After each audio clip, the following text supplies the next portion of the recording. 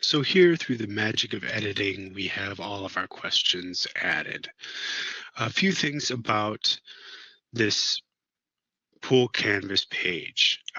If I click the options button next to the pool name, I can edit the name of the pool or the description of the pool.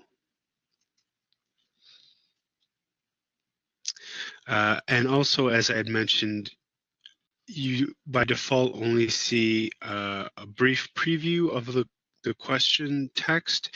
If you want to see the full question text, just point to question display and choose full text. If you want to see the question and the answer options, click the little pop-out window button, and that'll show you the full question details. A last option here that's kind of neat is if you want to delete individual, you can check the boxes and hit delete.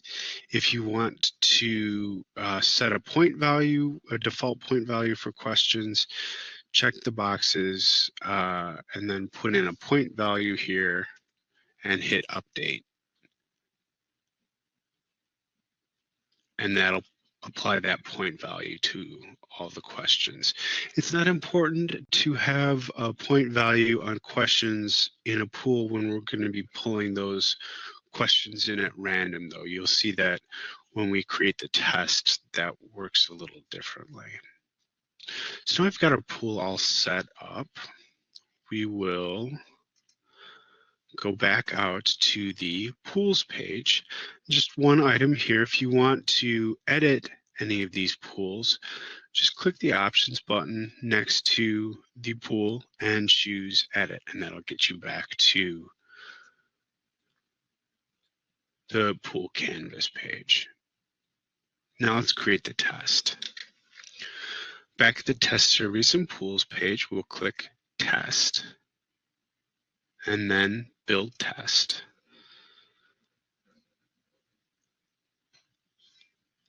Enter a name for your test in the namespace, and then there's a space for description. The description is text that appears before the student clicks on the link to launch the test so they can see it before they get started. And then the instruction space appears after the test has been opened, so it'll be only visible once they're in the process of taking the test. Click submit.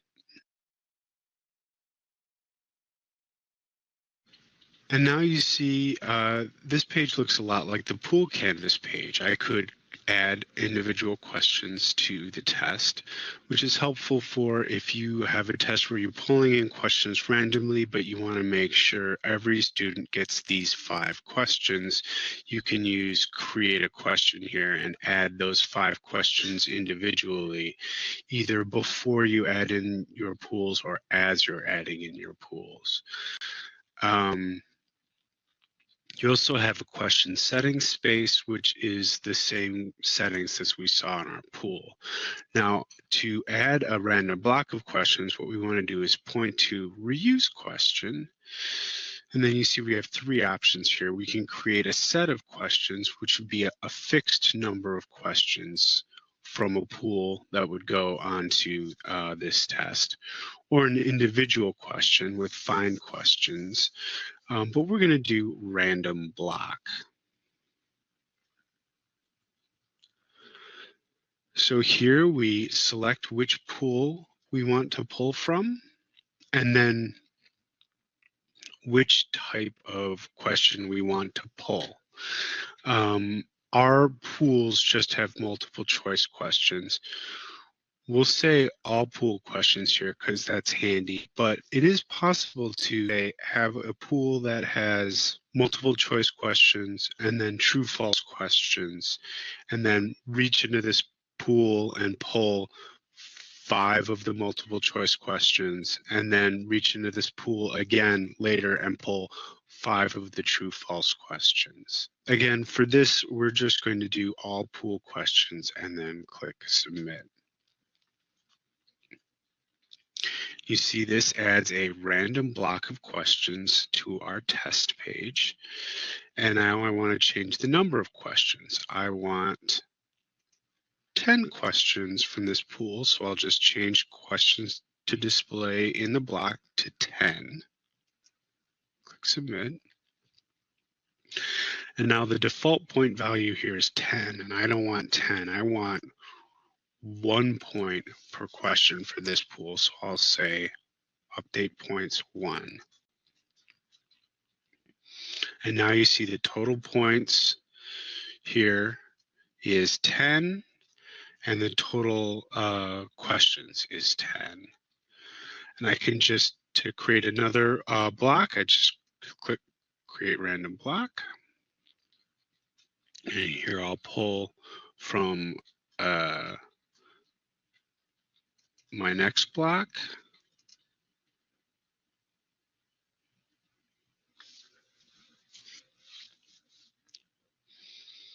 And then how many questions do I want? In this case, I want 5. And now because we are, we've split up the competent questions and the proficient questions, I can actually make the proficient questions worth more points. Say 2 points per question for these and 1 point for the competent questions. You can also add a question block by, when you mouse over, you notice this Add Question button pops up. I can click here and then choose Create Random Block,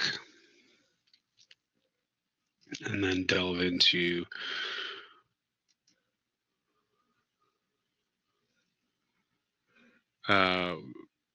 the third pool here.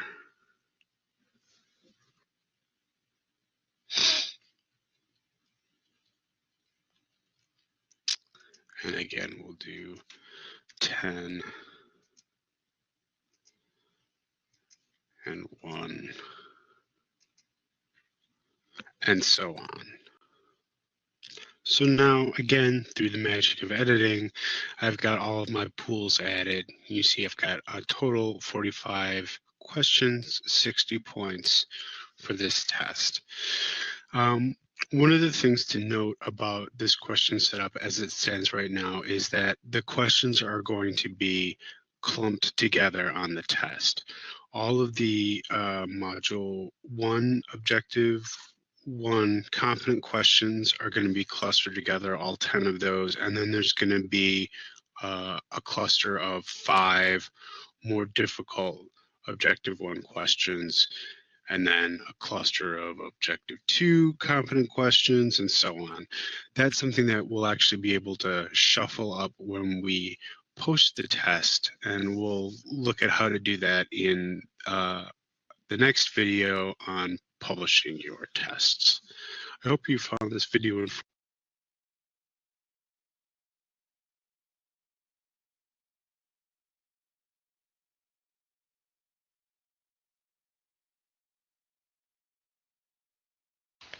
Okay, guys, any question about this video? It's important. This video is very important since you will know how to create exams from the question bank in Blackboard.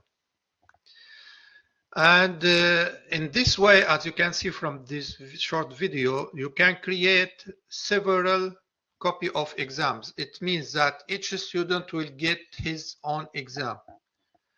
Okay, then Blackboard will create a series of questions for different from other students. Okay, the student will not get the same questions. Maybe they will get some of them the same, but not all the same questions for each student. As you can see, any question about this video, please? It's very important.